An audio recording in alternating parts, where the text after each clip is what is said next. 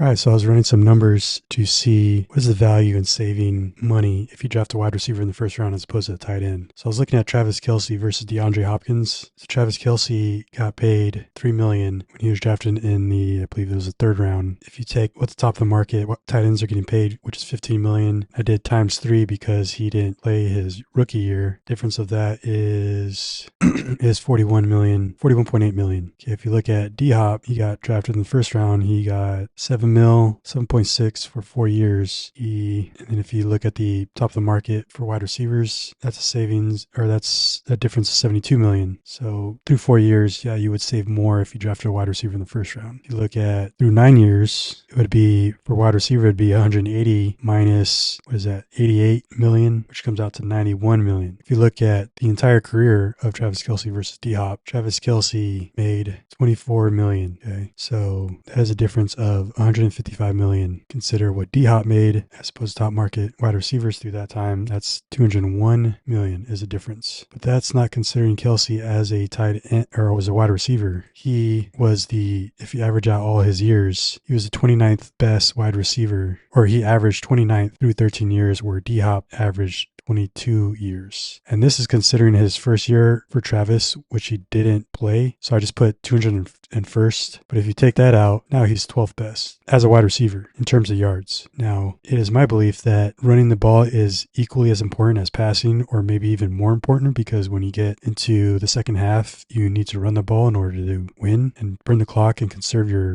lead. So now if you consider Kelce as a wide receiver, I took top of market wide receiver minus what he earned. And then here again, here's what D-Hop earned and the difference. So the difference between Kelce and the difference of what D-Hop earned, you would save about 34 million if you consider Kelce as a wide receiver, which he actually was. So, maybe that'll give better insight on what to do with Brock Bowers. I mean, no one could say that Brock Bowers is going to last 13 years in the NFL, but again, if you're paying him tight end pay, but he's actually a wide receiver, probably going to save money.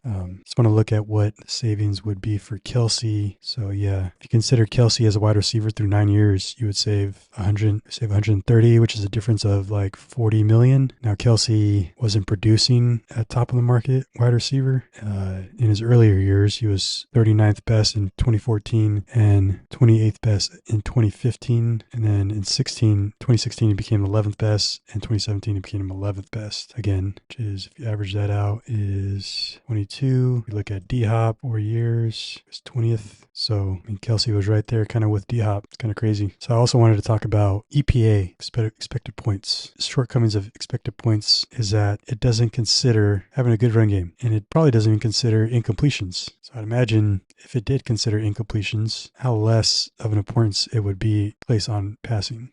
Right here, it makes an argument that passing is dramatically more efficient than running. But yet down here it says it doesn't take in consideration a strong running game, positive benefit of a strong running game and a passing game. But yet I'm sure maybe some of these teams are placing a high emphasis on passing because of EPA.